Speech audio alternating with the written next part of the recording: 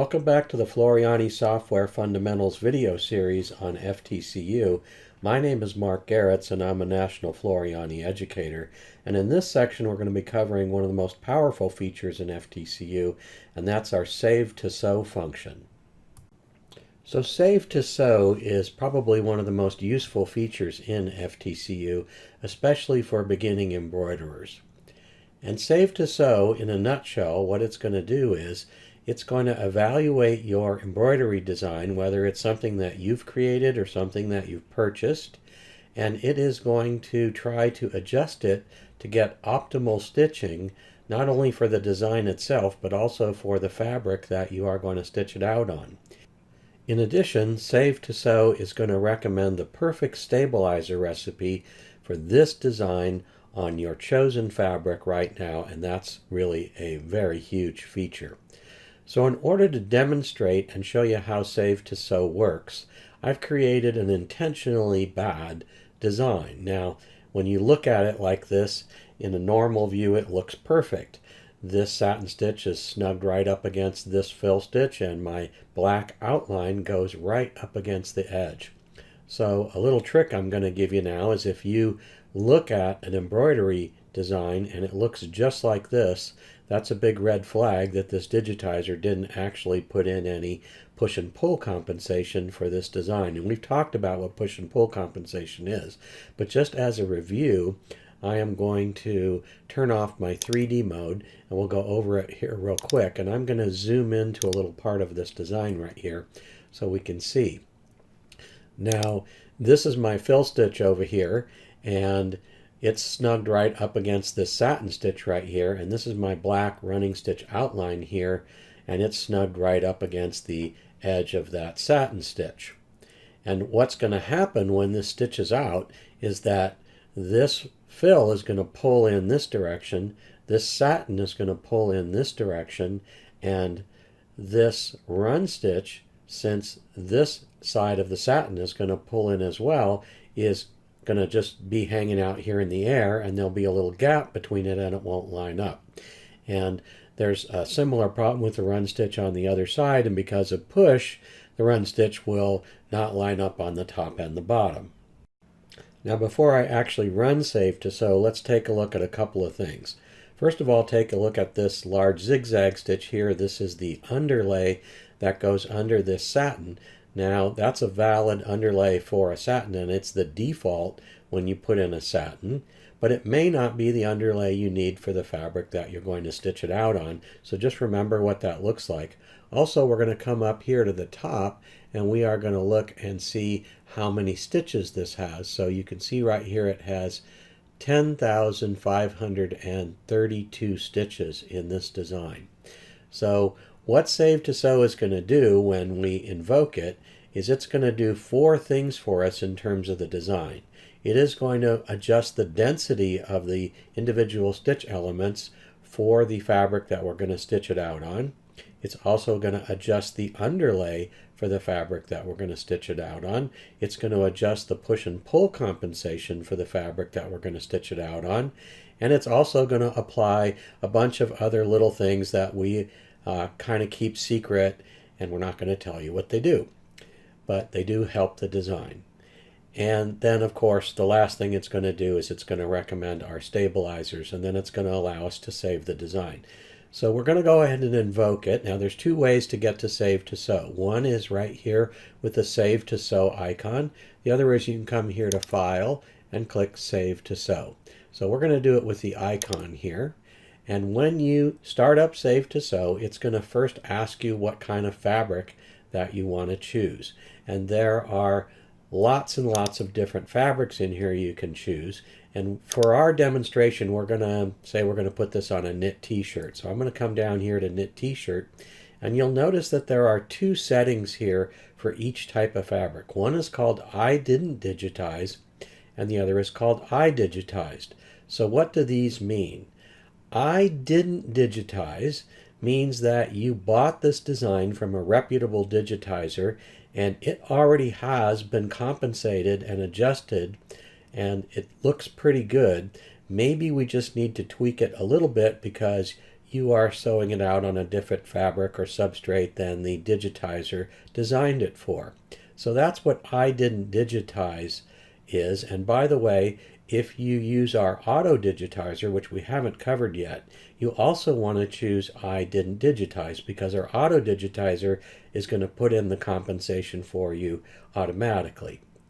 I digitized means that you, as a beginning digitizer who didn't put in any compensation, digitized it. So what this means is that all the elements line up and the design looks just like you see it instead of how it ought to look to stitch out correctly. So again, there's no compensation. So what the program does is if you choose I didn't digitize, it applies a minimum amount of correction. If you choose I digitized, it applies a maximum amount of correction. So that's another way to think about it. So I'm going to choose I digitized because not only did I digitize this, but I purposefully didn't digitize it with any correction built in. Now there are two settings that you need to potentially check, and one of these is the new style settings, and this is the most important one. If you leave this unchecked, nothing is going to happen to the design. Now sometimes that's useful if you don't want it to adjust the design and you just want to see the stabilizer recommendations, but usually you're going to click this to apply the new style settings. And once you do that, you have a choice of whether or not you want to apply new density, new underlay, new push and pull compensation, and all those other secret settings that we talked about. And you can check or uncheck all of these, but beginning out, I recommend that you leave them all checked. Now this one over here, convert to outlines, this is kind of an advanced setting. What we talked about earlier when we talked about opening up files is that the software converts the stitches to outlines. And if for some reason you brought in a stitch file and you didn't have it convert to outlines, now is when you might want to have it convert to outlines when Save2Sew is making its adjustments. But in general, you want to leave this unchecked. And the advanced button here does exactly what we talked about in our section on opening files. So I'm going to go ahead and click Next. And here are my stabilizer recommendations. So you see here I've got the first step, which is to fuse cutaway medium fusible to the back side of the fabric. And not only does it tell me what to do, I've got a little video I could watch here that shows me how to use that particular stabilizer and how to fuse it. And I could click here to go to the Floriani website and find out some information about that particular product. Then I want to hoop it. Then I want to apply a topper. And here are some special instructions if the standard stuff doesn't apply to this. For example, if it's overly dense, poorly digitized, or whatever, you might want to add a floater layer of medium tearaway underneath, and it even recommends what size needle that you want to use. And while we're recommending heat and gone here, an option is also Floriani water-soluble topping. So you can print this stabilizer recommendation here if you want a nice sheet that shows you this, so you can keep this handy. And when I click Finish, a couple things are going to happen. And that is that it's going to ask me to save the file. Now, normally at home, you would want to save this file, because otherwise, what's the point of running this? But here, while I'm making this instructional video, I'm not going to save it because I really don't want to stitch this design out. So when we get to the save, I'm just going to click Cancel, but you should actually do a save. The other things that's going to happen is it's going to actually adjust the design, and it's going to take my stabilizer notes and it's going to put them automatically over here in my design notes. So watch what happens when I click Finish. Okay, it's going to ask me to save the file. I'm going to say Cancel because I don't want to save that file.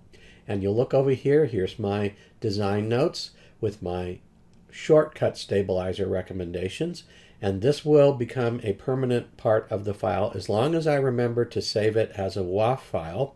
Remember that all of this information will go away when it's in a stitch file. But let's take a look at what happened to my design. So you can see here, these elements are no longer snugged up to each other. They're now overlapped the proper amount. So when they stitch and they pull apart, they will end up in the right place. And you can see that my outline here, my running stitch outline, is now in a little bit because when the satin stitch pulls in, it will now line up. So if you want to see what this looks like in 3D, Let me turn that on and you can see. Now the other thing that happened, if we look up here, is we went down in a significant number of stitches. And the reason that happened is because Save2Sew adjusted the density of these elements for proper stitching out onto a knit fabric. And it was a higher density before, so it took stitches out. So if I do an undo, you'll see the design goes back to being more dense, and it goes back to 10,000 stitches. If I go forward, you can see we took about 1,300 stitches out of that design. And then the last thing I want to show you, if I turn off 3D, is the underlay that it applied to this satin stitch.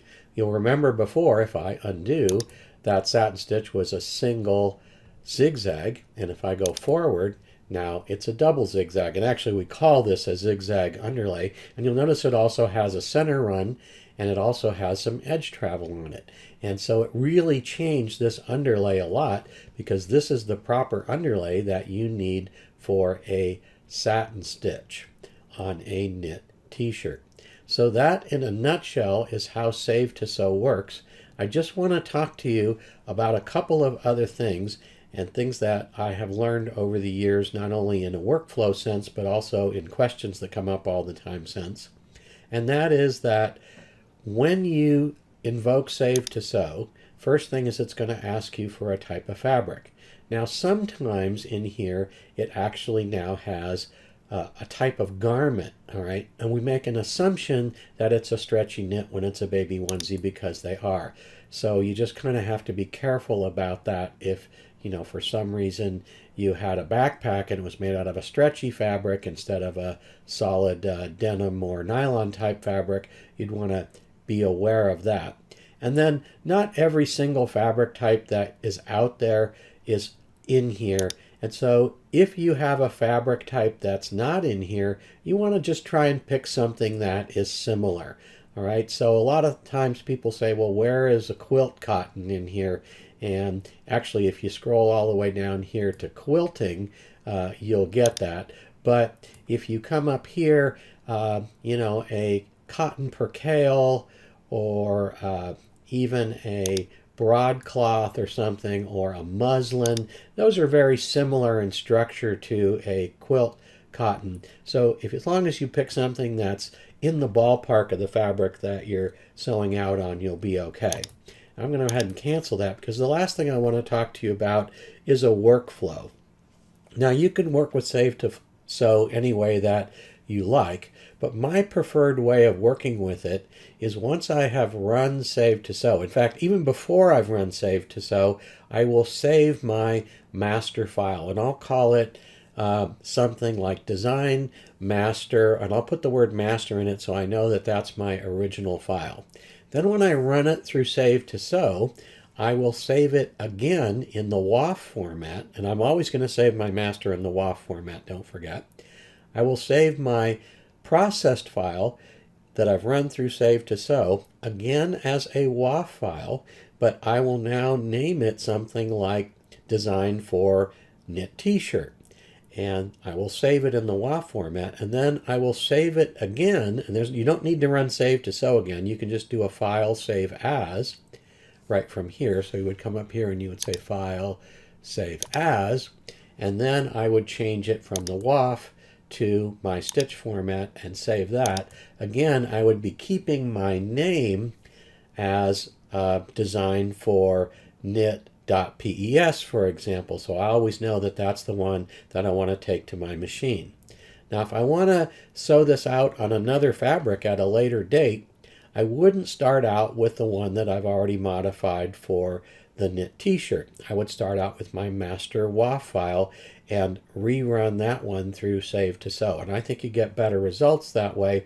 If you for some reason didn't save your master, you still can run that knit one through Save2Sew and it will still work, but I think it's a better workflow to start from your master file. So that wraps up Save2Sew, and it is a very powerful feature within FTCU, and you're going to use it a lot.